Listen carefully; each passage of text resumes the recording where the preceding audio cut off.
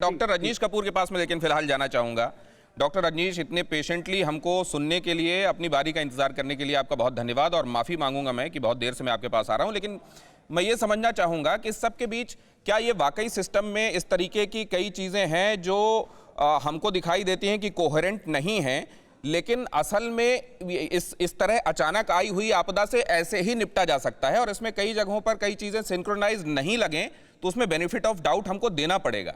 या आपको लगता है कि ऐसा भी नहीं है, हमको पर्याप्त वक्त मिला, लॉकडाउन के समय तो खास तौर से मिला, हम अपना एसओपी बना सकते थे, चीज़ों में क्या करना है कर सकते थे, लेकिन वो वक्त हमने ज़ाया किया और अब हम ठीकरा फोड़ रहे हैं इधर उधर? आई थिंक मैं सहमत हूँ काफी हद तक आपसे दैट लॉकडाउन में हम लोग एसओपी बहुत अच्छे बना सकते थे बट शायद नहीं बना पाए क्योंकि सबसे बड़ा जो एक गैप रहा वो ये था भी हमने शायद ये नहीं सोचा भी इसका जो प्रकोप होगा वो इतनी तेज गति से बढ़ेगा। उसके बाद हमने सोचा कि कुछ तेजी आएगा बट इतना नहीं सोचा भी इतनी तेज गति से बढ़ेगा और इतने स्टीप प्राइस होगा इस ग्राफ का। इसलिए वो एसओपी नहीं है। अब एसओपी बनाने का जरूरत है जिसमें दो तीन चीजें जो आप अभी डिफाइन कर रहे हो मैं उसको आगे बढ़ाता हूं। जैसे एसिम्प्टोमेटिक केसेस या माइल्डली सिम्प्टोमेटिक केसेस में टेस्ट ना करना कोई सोल्यूशन नहीं है। हम वी आर इनटू प्रैक्टिस में हमारे पास पिछले 5 दिन में भी कुछ ऐसे पेशेंट आए हैं जो सिंपल मसल एक बोल रहे हैं, कोई फीवर नहीं है और कोई खांसी नहीं है, कोई ब्रीदिंग स्ट्रेस नहीं है, बट उनका जब कोरोना टेस्ट किया जाता है तो वो पॉजिटिव निकलता है। ऐसे 4-5 केस हम पिछले 5 दिन में देख चुके हैं। So number one, not doing cases is not a solution. We should continue to test more and more and mildly symptomatic, moderate और severely symptomatic को तो करना ही है।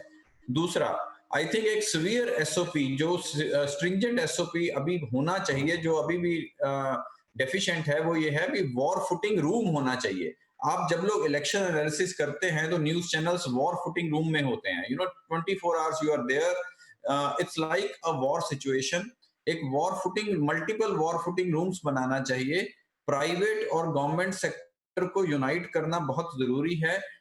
ड्यूटीज लगना चाहिए through out the day and night 24 hours, जिसमें जो लोग घर के अंदर सीमित हैं कोरोना का, क्या हम उनका डेटा ले पा रहे हैं, क्या हम उनको मॉनिटर कर रहे हैं डेली बेसिस पे?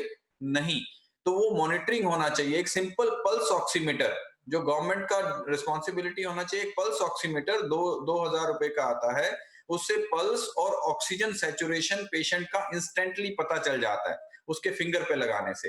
तो वो ट्रैक होना चाहिए, या तो उनको भेजा जाए या कैसे उन जो जो लोग जो कोरोना पॉजिटिव घर के अंदर सीमित हैं उनको हम कैसे ट्रैक कर रहे हैं। अभी तक इसका कोई एसओपी नहीं है।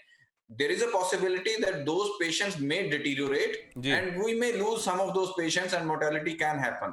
तो डेथ रेट को हम कम दिखाना चाहते हैं, अच्छी बात है, बट उसको कम एक्चुअली करें तब रहेगा भी हम इसको एक्चुअल वे में कन्फ्रंट कर रहे हैं और कॉन्कर करने के लिए लड़ाई कर रहे हैं।